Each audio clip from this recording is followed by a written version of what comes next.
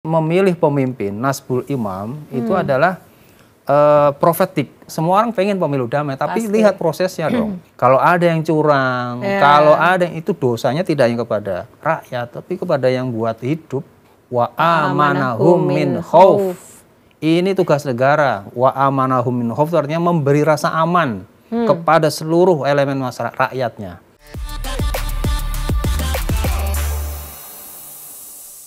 Assalamualaikum warahmatullahi wabarakatuh. Bersama saya lagi Zeni Rohayati sebagai tuan rumah untuk program Jurnal di Main TV. Nah, besok adalah hari yang besar untuk kita, pesta demokrasi. Tentunya ini menjadi PR kita semuanya untuk sama-sama perjuangan ini. Besok itu adalah showtime-nya. Nah, kali ini kita akan membahas banyak hal yang berkaitan dengan sosok calon pemimpin kita dari sisi yang lain, dari sisi ulama, politik ulama.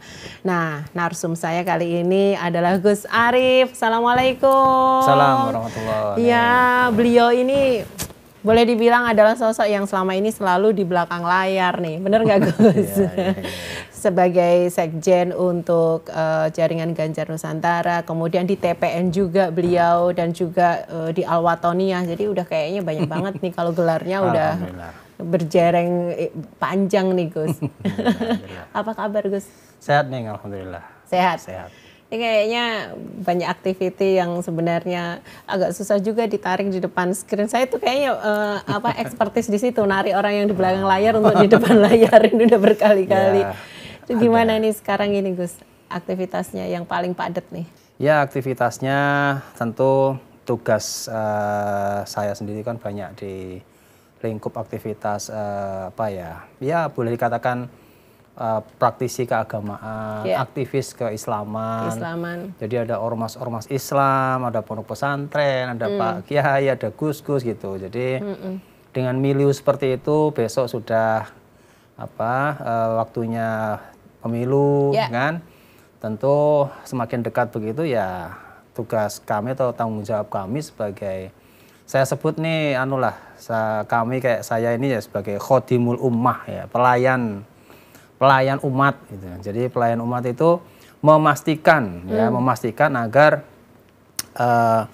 menghadapi pemilu ini yang sudah tinggal besok itu ya bagaimana hak-hak rakyat ya untuk berpolitik secara adil, secara profesional, dan juga termasuk penyelenggara pemilu ya prosesnya itu juga berjalan dengan profesional, penuh berintegritas. Ya itulah hal seperti itu yang sekarang ini sedang jadi PR kami kita bersama sih Gus. Kita perhatikan bersama gitu nih. Besok itu kita berharap akan terjadi sesuatu yang sifatnya damai ya, karena ini juga sangat penting ya, ulama itu sendiri kan menjadi kekuatan nih Gus untuk hal-hal seperti itu. Nah, kalau boleh dibilang kan Gus Arief ini Ganjar banget nih. Nggak apa-apa tuh Gus? Ya nggak apa-apa. Nggak apa-apa ya? Saya percaya dan yakin kok Mas Ganjar itu putra terbaik dari yang baik bangsa ini. Jadi kan itu juga dijamin oleh undang-undang, semuanya punya hak, semua komponen masyarakat siapapun dia punya hak politik itu kan. Jadi ya ibarat orang tuh istihad itu kan. Kalau di Islam itu kan man ijtahada fa asoba falahu ajroni wa in akhta'a falahu ajrun. Jadi ijtihad itu ranahnya kita mengeluarkan kemampuan semaksimal mungkin untuk yang kita nilai terbaik. Kalau betul, kalau benar pendapatnya, maka pahalanya banyak. Tapi kalaupun ternyata tidak tepat ataupun belum rezekinya, ya dia masih tetap dapat ganjaran, nggak dapat dosa kok. Jadi itulah indahnya berdemokrasi di kita ini, termasuk dengan pilihan terhadap Mas Ganjar itu. Saya pikir para kiai juga banyak yang mendoakan beliau sekali, gitu. Dan bahkan kalau dari sisi ulama sendiri juga mengencourage supaya jangan sampai golput.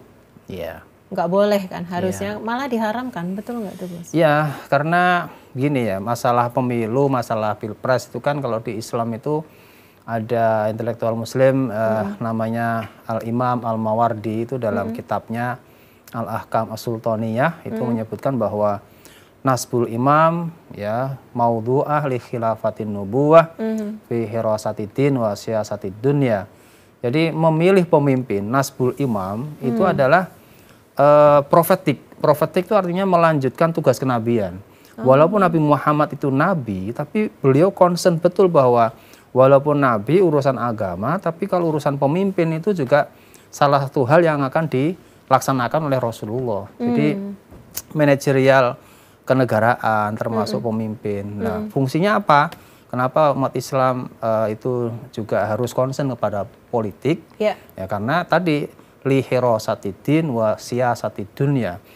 Niatnya harus pertama untuk memastikan kehidupan beragama itu berjalan dengan baik. Kalau negara baik, pemimpin baik, maka penyelenggaraan agama, hak beragama juga akan baik. Yang kedua, wasiasati dunia.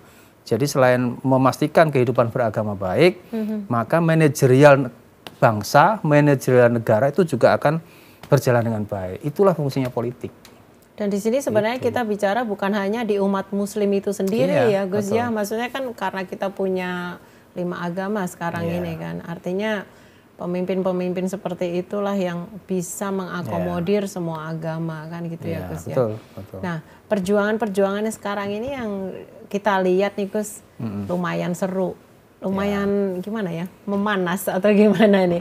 Karena kita punya 3 paslon, terus kemudian mereka punya strategi masing-masing. Kalau dari sisi ulama gimana Gus menyingkapi dari, ya mungkin kita lihat dari sosial media seperti apa. Lalu akhir-akhir ini juga seru dengan dirty vote, kemudian dari berbagai narasumber yang lain itu. Menyingkapinya gimana itu Gus? Ya kita ini menginginkan dalam rangka memilih pemimpin tadi, niatnya baik, prosesnya baik, insya Allah hasilnya juga tidak akan jauh dari baik. Jadi ketika proses ini harus berjalan dengan baik, tidak bisa kita mengharapkan pemilu damai. Ya, semua orang pengen pemilu damai, tapi lihat prosesnya dong. Apakah prosesnya itu demokratis, apakah demokrasinya itu dikebiri, apakah demokrasinya dieliminir, ya kan? Apakah ada intimidasi, ya kan? Apakah netralitasnya seperti apa? Para penyelenggara negara dan aparatur negara itu adalah bagian dari proses yang menginginkan kalau hasilnya pemilu damai. Ininya juga prosesnya harus dipastikan baik, harus baik gitu loh.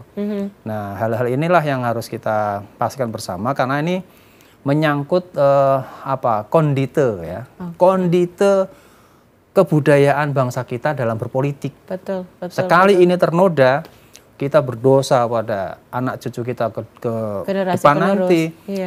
Itu dulu bapak-bapakku, kakek-kakekku telah membuat contoh yang ya kalau nggak benar nggak baik, sejarah, menjadi nggak baik, menjadi presiden yang tidak baik itu dosa. Ada langkah ulama nggak untuk yang istilahnya untuk ya kita tahu ada beberapa hal yang tidak sesuai itu tadi, artinya para ulama bersatu untuk memberikan apalah seperti protes atau apa gitu gimana tuh? Ya saya pikir negara itu kan harus berdiri di atas fondasi yang luhur, karena undang-undang kita sudah jelas menyebutkan kan bahwa perjuangan para pendiri bangsa, para founding fathers, para pahlawan kita itu kan telah mengantarkan bangsa Indonesia ke depan pintu gerbang kemerdekaannya. Tujuannya apa? Untuk memastikan bahwa makmur, ya kan, bersatu, berdaulat, merdeka, bersatu, berdaulat, adil dan makmur. Adil dan makmur. Betul. Ini harus dikawal. Jadi undang-undang kita sudah sangat jelas, sudah sangat-sangat terang benderang mengamanatkan itu. Maka penyelenggaraan negara pun, termasuk penyelenggaraan pemilu sebagai pintu gerbang dalam penyelenggaraan negara, ya harus dipastikan pada prinsip-prinsip itu. Melanggar prinsip-prinsip yang sudah diamanatkan oleh konstitusi kita, maka ulama ya harus amar ma'ruf nahi mungkar. Kita kan sudah lihat sekarang para guru besar, sivitas akademika, saya lihat sudah lebih dari 40 itu. Bahkan yang kampus-kampus negeri lagi, Wah, itu kan sudah bergerak semua. Itu kan kalau sudah guru besar, ya profesor, akademisi sudah bergerak, itu panggilannya sudah hati nurani. Iya, bukan lagi ada yang bukan lain-lain. Bukan lagi lain. Terus apalagi mahasiswa. Saya gembira. Saya termasuk eksponen 98. Jadi saya termasuk angkatan yang melengsarkan Pak Harto. Jadi saya percayalah, saya gembira karena mahasiswa kembali saya lihat giroh ataupun semangat, idealismenya belum hilang itu loh. Karena kemarin sempat yang kita melihat bahwa yang namanya yang diharapkan mahasiswa turun tuh kayaknya agak berat gitu, entah gosip atau apa. Benar nggak sih Gus? Tapi akhir-akhir ini kita lihat di kemarin di Jogja di Gajayanan apa? Di Gejayan. Iya, Gejayan itu dekat Gejayan, kampus saya dulu kan alumni Jogja. Jadi kalau mahasiswa UIN Jogja, UGM, UII sama kampus-kampus sekitar itu ada beberapa kampus itu ya kalau kita mengekspresikan suara pasti lewat situ, sampai ke UGM, sampai ke UIN Sapen itu.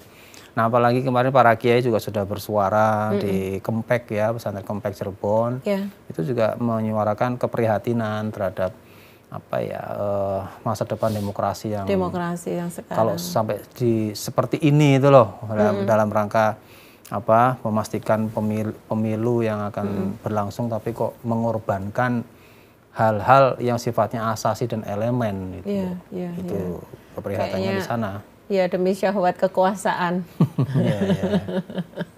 Menariknya adalah ketika kita bicara sesuai dengan apa yang kita lihat di sosial media terjadi ABC, muncul beberapa narasumber seperti Bu Koni yang menyampaikan mengenai ABC-nya, terus baru terungkap. Itu kalau dari ranah ulama sendiri mengomentari hal-hal seperti itu gimana tuh? Ya itu tanggung jawab kalau pemerintah itu kan umaro itu kan memang diberi amanah untuk menjalankan pemerintahannya agar masyarakat atau rakyat itu mencapai pada suasana yang sejahtera, yang nyaman. Kalau dalam saya ngambilnya dari surah Al-Quraisy itu jelas, ya kan, li'ilafi Quraisyin ilafihim rihlatas syita'i wassaif. Perhatikan yang terakhir, falya'budu rabb hadzal bait alladzi at'amahum min ju' wa amanahum min khauf. Ini tugas negara. Wa amanahum min khauf artinya memberi rasa aman kepada seluruh elemen masyarakat rakyatnya.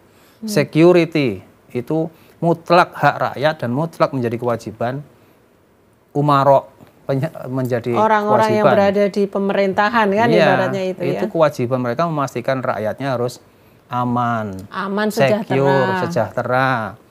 Nah, ini kalau sampai terjadi rakyatnya yang tidak aman, nah ini berarti menjadi tanggung jawab penyelenggara negara. Umaroknya di mana? Tanggung jawab besok ditanya. Hisabnya di Yaumul Qiyamah panjang, lama masuk surganya karena masih ada PR itu. Iya. Penguasa biasanya kalau dari sisi Islam menjadi orang pertama katanya yang akan masuk surga ketika dia menjalankan amanah. Ya, betul.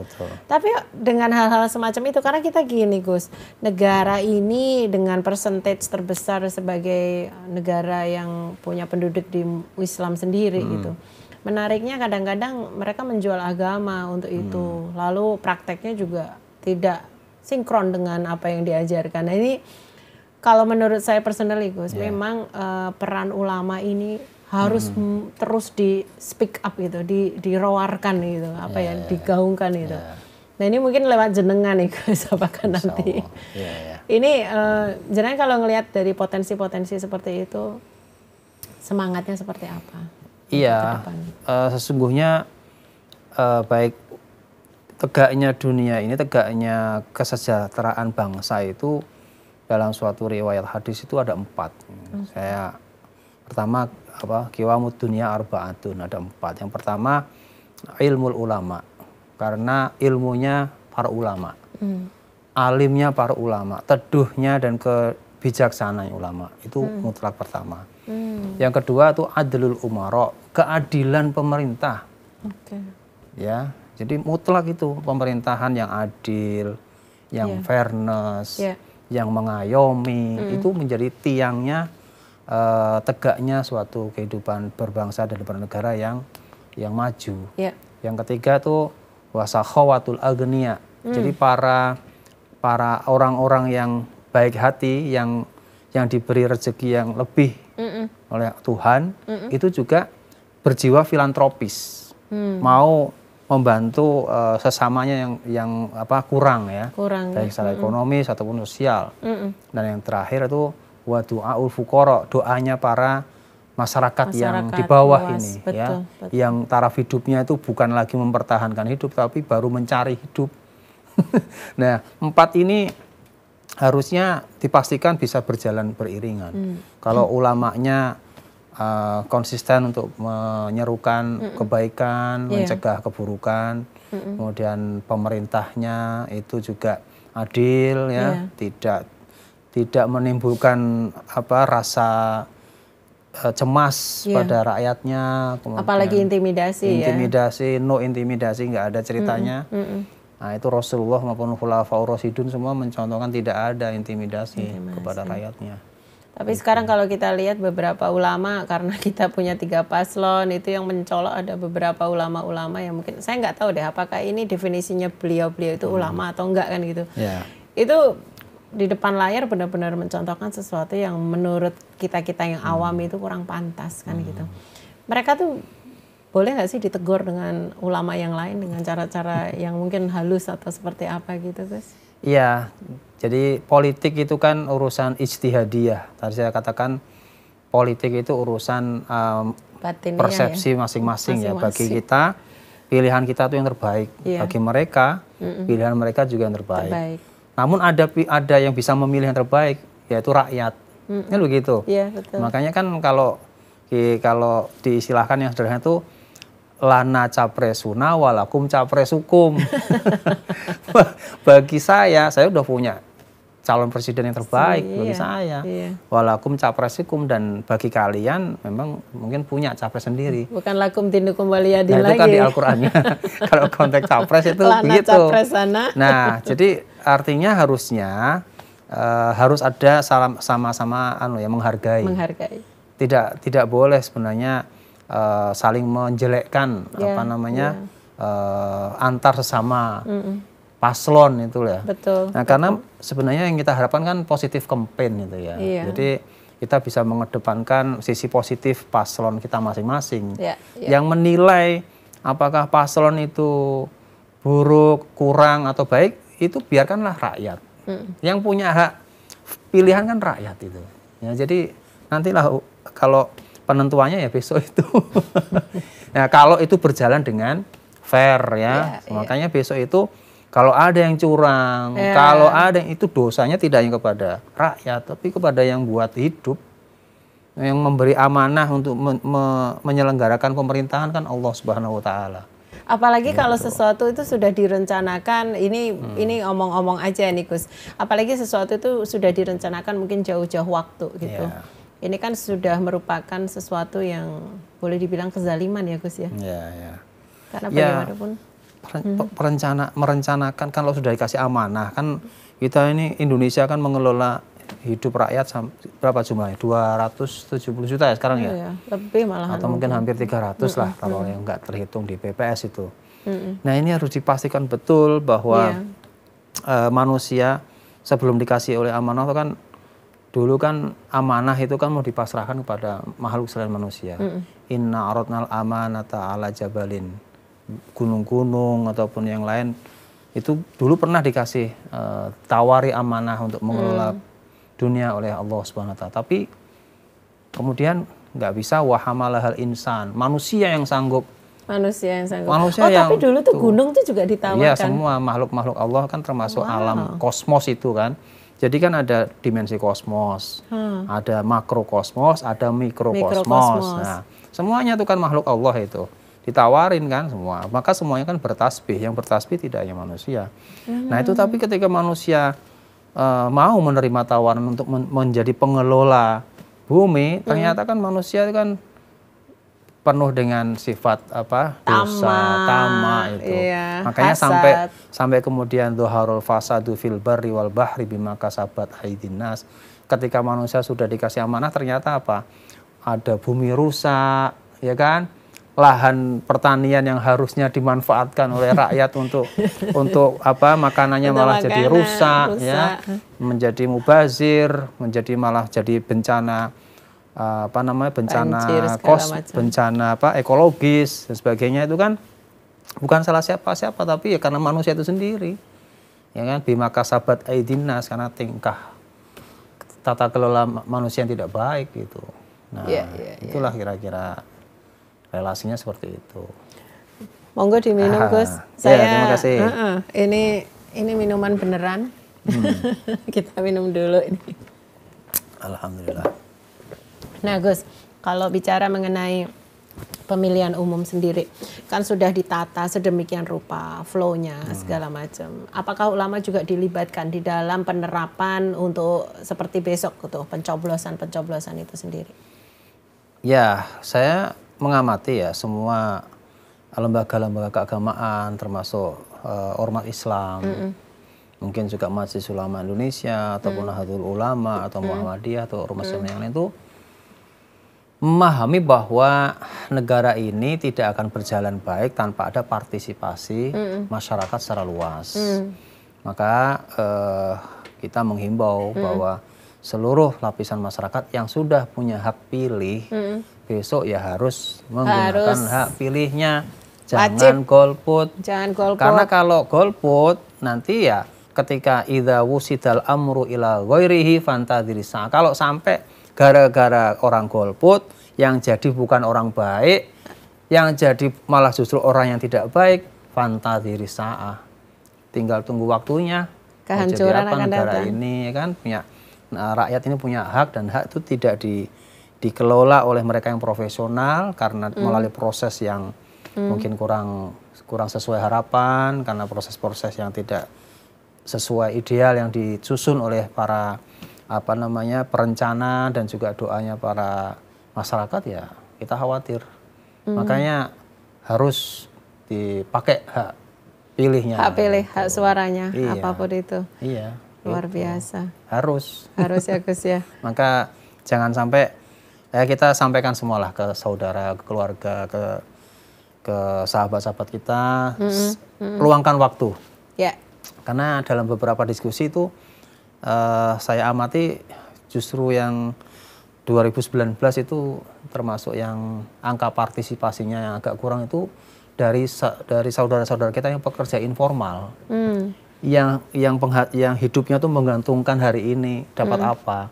Jadi dia lebih kalau saya nggak ambil pekerjaan saya nggak bisa makan. Akhirnya yang segmen ini justru yang sangat menjadi evaluasi itu agak sedikit terabaikan sehingga banyak yang kosong. Padahal itu suara juga kan ibaratnya, dan itu persentasenya juga lumayan banyak gitu. Itu, iya. Makanya besok adalah penentuan juga Gus, karena di tahun 2024 ini pesta politiknya Masya Allah luar biasa sekali ya.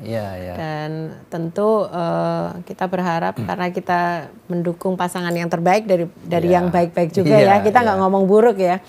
Ganjar Mahfud lah ya. Ini dari sisi ulama sendiri juga.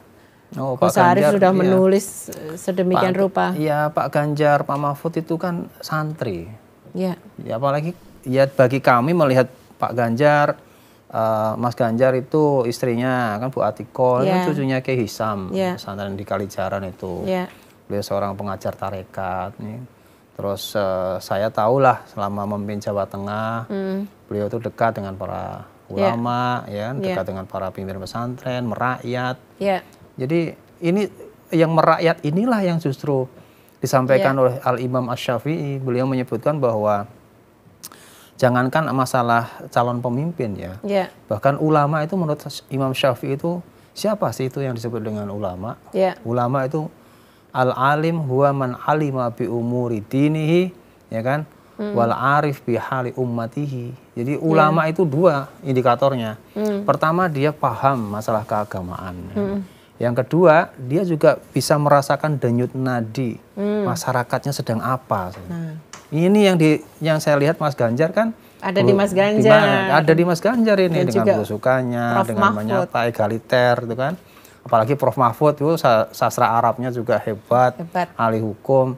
Jadi secara ahliyatul ada, artinya ahliyatul ada itu secara kapasitas, kapabilitas, ya saya berharap, tidak hanya berharap, berdoa dan berusaha juga agar beliau mendapatkan amanah dari Allah Subhanahu Wa Taala untuk memimpin negeri ini gitu loh. Mudah-mudahan itu akan terjadi dan mudah-mudahan juga kita nggak tahu besok masih goib juga ya Gus ya. Tapi terima kasih banyak udah hadir di sini untuk memberikan insight dari sisi ulama. Politik itu bukan hanya di kelompok tertentu, tapi ulama juga mempunyai peranan sangat penting di sini. Karena kita bicara umat, muamalah, rakyat kan gitu. Ulama punya saham mendirikan negara ini. Ulama punya saham mendirikan negara ini nggak akan berdiri kalau nggak ada darah, nggak ada tenaga. Termasuk di situ ada Mbah Kiai Haji Hasyim Asy'ari, Mbah Kiai Haji Wahab Hasbullah, Abdullah Hasbullah, dan kiai-kiai kita semua itu tenaganya, darahnya, jiwanya, santrinya, apa yang dia punya itu untuk mendirikan negara kesatuan Republik Indonesia. Agar apa? Kalau sudah punya negara, rakyatnya bisa terjamin, rakyatnya bisa makmur, rakyatnya bisa hidup sejahtera. Nah kalau pengorbanan dan sahamnya para ulama ini kok dikhianati, ayo kan tanggung jawab ulama di mana? Maka ulama harus memberikan spirit yang seperti ini, menjaga negara dari kezaliman, dari penindasan, dari rasa cemas, nggak boleh ada di negara ini. Gitu.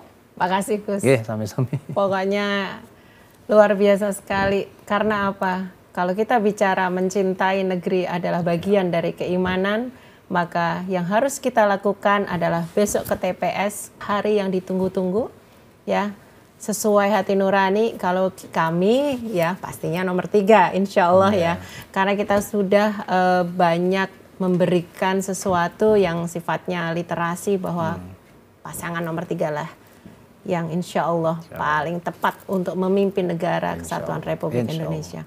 Terima kasih banyak Gus Arief. Mudah-mudahan besok kita sama-sama ke TPS nyoblos nomor 3 untuk Jakarta Timur. Jangan lupa nyoblos saya nomor 6. Terima kasih dan sampai jumpa di program jurnal berikutnya. Assalamualaikum warahmatullahi wabarakatuh. Assalamualaikum warahmatullahi wabarakatuh.